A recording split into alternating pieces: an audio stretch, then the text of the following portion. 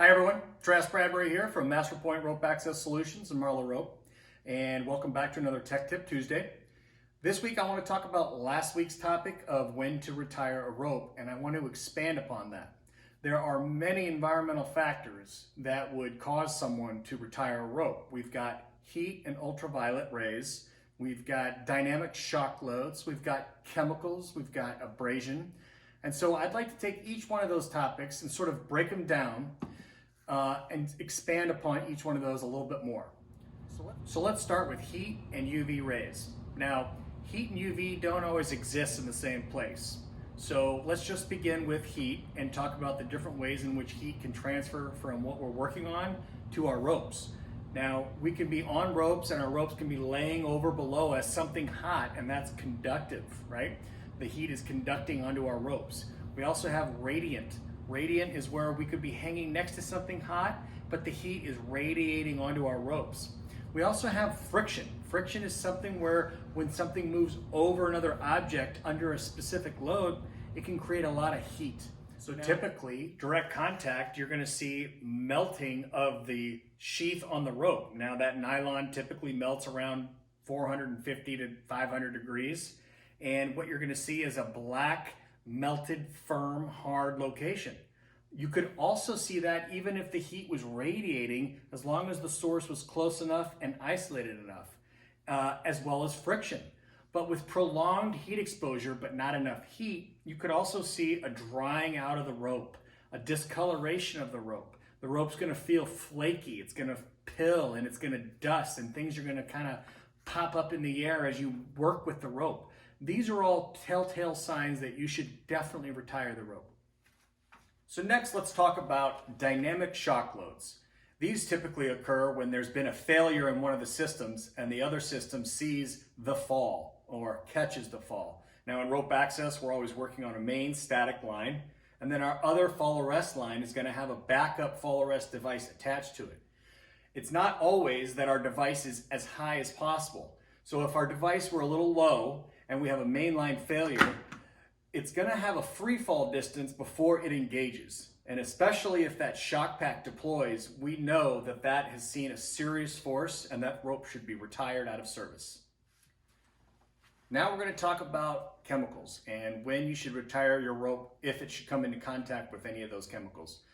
Fortunately for us, our standard rope access ropes are made from chemicals and they're resistant to quite a wide range of chemicals like fuels and oils and things like that. The one thing that our ropes are not really good with are strong acids. Now, in this type of situation, it's our job to do our due diligence before we go into a job site to find out what we're going to be working with and on. Are we going to be in a pulp and paper mill? Are we going to be at a refinery?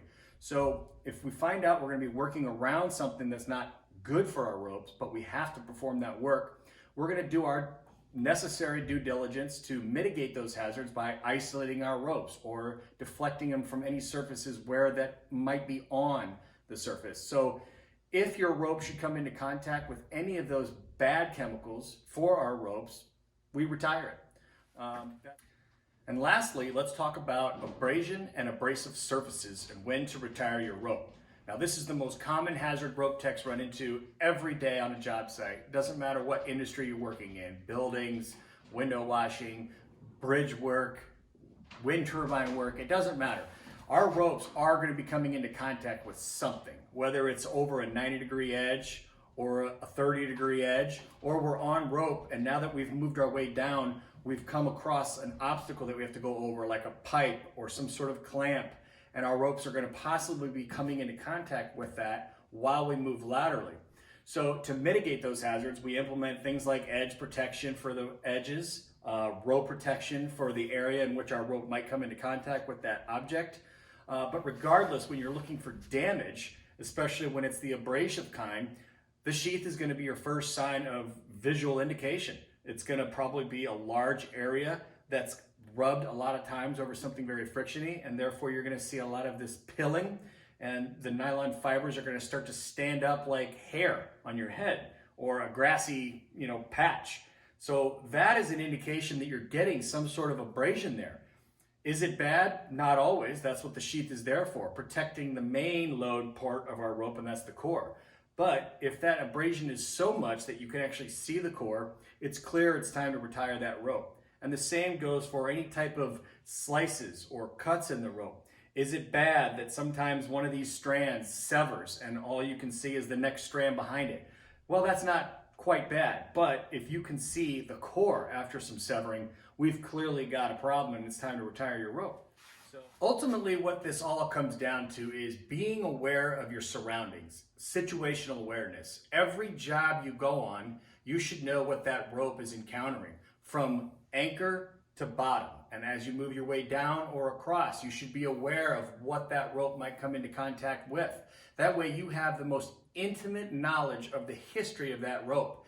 And you're going to be the one that's best suited to figure out if it should be retired or not.